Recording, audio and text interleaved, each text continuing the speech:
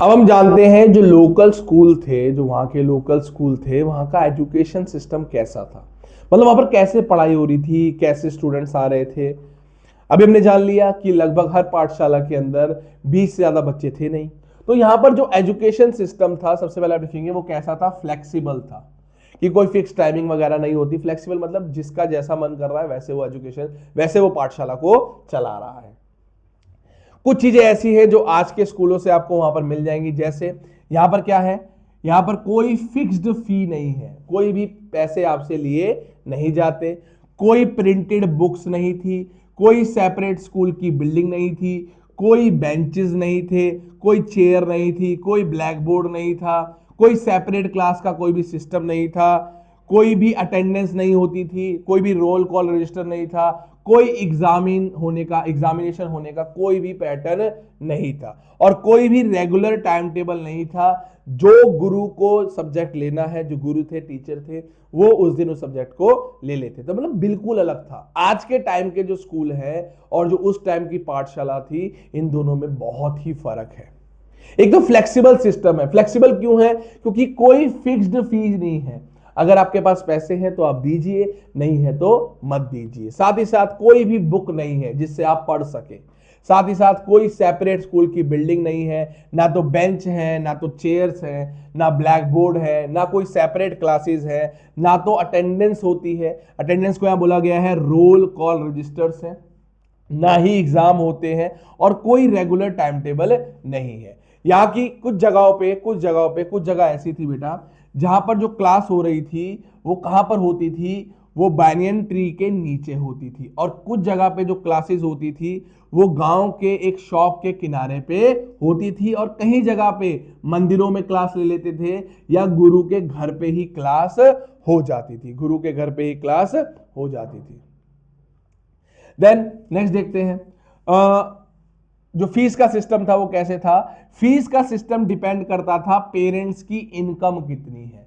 जो स्टूडेंट है, अगर उनके जो पेरेंट्स हैं वो अमीर है, तो जो रिच हैं वो पे करते थे, पर जो पुअर है वो पे नहीं करते थे। उनके पास ऑप्शंस था। जो बेसिक पढ़ाई होती थी वो ओरल बेसिस पे होती थी, रिटर्न बेसिस पे कोई भी पढ़ाई नहीं होती थी। गुरु डिसाइड करता था कि क्या पढ़ाना है, कौन सा टॉपिक उनको पढ़ाना है, वो डिसाइड करते थे। कई बार ऐसा होता था कि जो स्टूडेंट्स हैं उनके पास डिफरेंट क्लासेस नहीं है, तो जो क्लास 6 का बच्चा है, 7 का बच्चा है, 8 का बच्चा है, उन सबको एक साथ बिठाया जाता था। क्योंकि सेपरेट क्लासेस नहीं कर सकते थे, क्योंकि बच्चे ही 20 हैं। 20 से ज्यादा बच्चे हैं ही नहीं हर पाठशाला में। अगर हर किसी के लिए सेपरेट क्लासेस बना देंगे तो हो सकता है कि एक क्लास में एक ही बच्चा रह जाए। इसीलिए सारी क्लासेस को एक साथ ही पढ़ाया जाता था। Student were not separated into different classes, all of them set together. सारे साथ बैठते थे एक जगह पे, गुरु सबके साथ इंटरेक्ट करते थे और सबको सेम ही लेवल की पढ़ाई कराते थे। एडम ने एक चीज और डिस्कवर करी कि ये जो सिस्टम है ये फ्लेक्सिबल था वहां के लोगों के हिसाब से। अब यहां पर जो पाठशाला थी, जो लोकल लोग थे, इनमें से जो मैक्सिमम लोग थे, ये मैक्सिमम लोग जो थे वो किसान थे, फार्मर्स थे मैक्सिमम। तो होता क्या था, जो हार्वेस्ट का टाइम आता था, जिस समय फसल को काटा जाता था, जो रूरल एरिया के बच्चे थे वो स्कूल नहीं जाते थे। उस समय पे पाठशाला बंद हो जाती थी। जब हार्वेस्ट का टाइम होता था, मतलब जब फसल कट रही है, उस समय स्कूल बंद रहते थे, क्योंकि जो जितने भी बच्चे हैं वो फील्ड में जाते थे हार्वेस्टिंग करने के लिए। तो उस समय पाठशाला क्या होती थी, बंद रहती थी। एक बार ही अगर फसल कट जाती थी, फसल कट चुकी है, उसके बाद दोबारा से पाठशाला रीओपन होती थी। तो ये चीज वहां पर देखने को उन्होंने, उनकी रिपोर्ट में ये सारी चीजें हमने समझी। अब क्या हुआ, विलियम की रिपोर्ट की वजह से, जो विलियम ने रिपोर्ट दिया, तो इन पाठशाला के अंदर कुछ नए रूल्स आने वाले हैं, कुछ नई रूटीन्स आने वाले हैं। वो आओ इस टॉपिक में समझते हैं। तो टॉपिक है आपका, क्वेश्चन आ सकता है, what were the new rules या नए रूटीन जो पाठशाला के अंदर देखने को मिले। चलिए, by the mid of 19th century the company was concerned with higher education, so it allowed the local pathshala to function without any interference.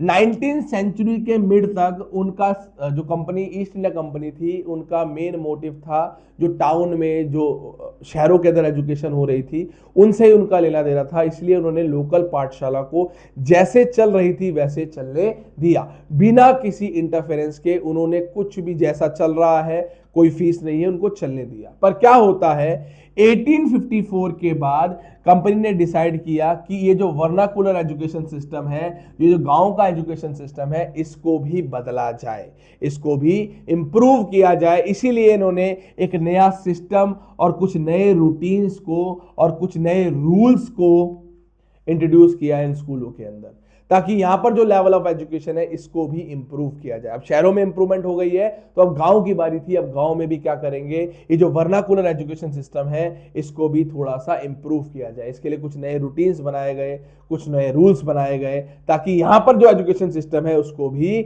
बदला जाए। तो आइए देखते हैं क्या क्या रूल्स आए, क्या क्या रूटीन्स आए। चलिए,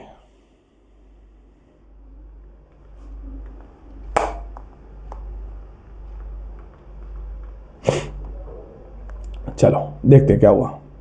सबसे पहले क्या किया इन्होंने, क्या किया इंप्रूव करने के वर्नाकुलर स्कूल्स को। अब इन्होंने क्या किया, इन्होंने ब्रिटिश कंपनी ने क्या किया, they appointed a number of government pandits each in charge of for looking after 4 to 5 schools. अब इन्होंने क्या किया, जो गवर्नमेंट पंडित थे उनको अपॉइंट किया, मतलब उनको एक नौकरी प्रोवाइड करी, जिनका काम होता था एक साथ 4 से 5 जो ये पाठशालाएं हैं इनको ये देखेंगे, वहां पर क्या हो रहा है, कैसा एजुकेशन हो रहा है। एक तरह से प्रिंसिपल की तरह इनको अपॉइंट किया गया। तो पहला काम इन्होंने ये किया कि जितने भी गवर्नमेंट पंडित थे इनको इंचार्ज बना दिया गया 4 से 5 पाठशालाओं का। पंडितों का काम क्या था कि ये पाठशाला में जाएंगे और वहां पर कोशिश करेंगे कि वहां पर जो एजुकेशन हो रही है उसका ध्यान रखें, जो स्टैंडर्ड है टीचिंग के उसको इंप्रूव करने की कोशिश करें।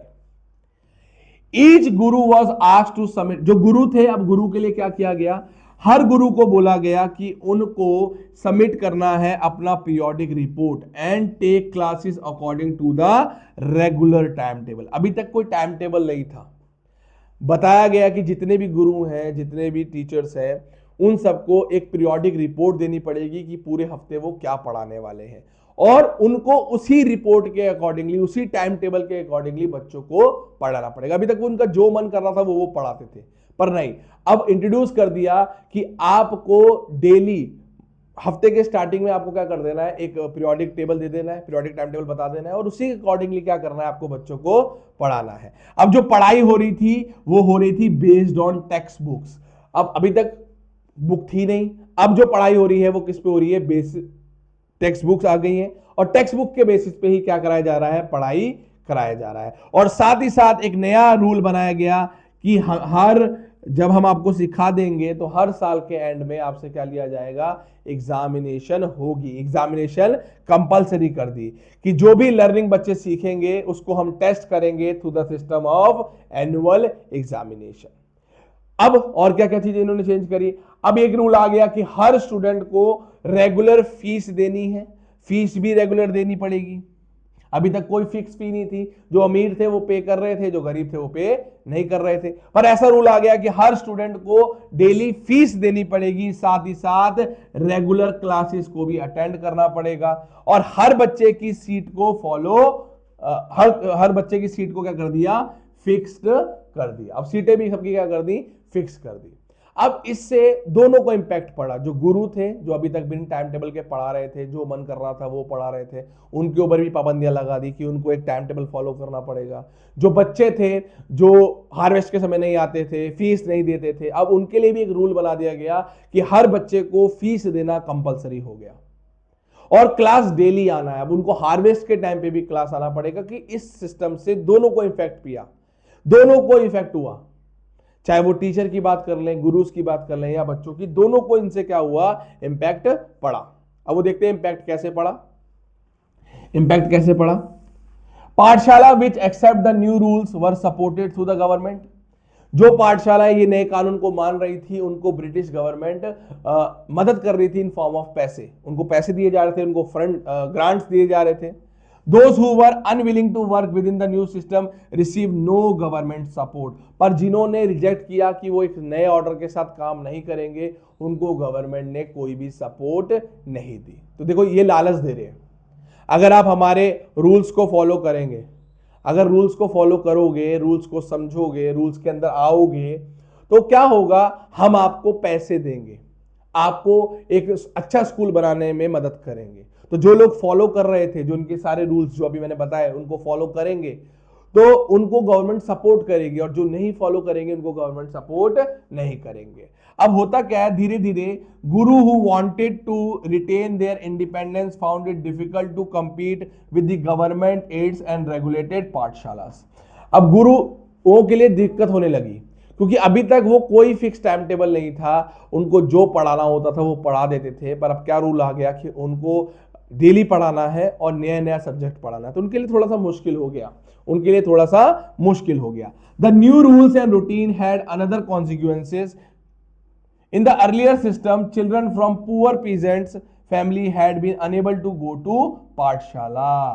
इसका सबसे ज्यादा इफेक्ट जो देखने को मिला वो गरीब बच्चों को देखने को मिला, क्योंकि जो गरीब बच्चे थे, जिनके माँ बाप पैसे नहीं दे पा रहे थे फीस के, अब वो स्कूल नहीं जा पा रहे थे। तो जो टाइम टेबल था पहले फ्लेक्सिबल था, अब टाइम टेबल फ्लेक्सिबल नहीं है। दूसरा, इस नए सिस्टम ने एक डिसिप्लिन बना दिया, जिसकी वजह से बच्चों को रेगुलर स्कूल आना पड़ता था, हार्वेस्ट के समय भी।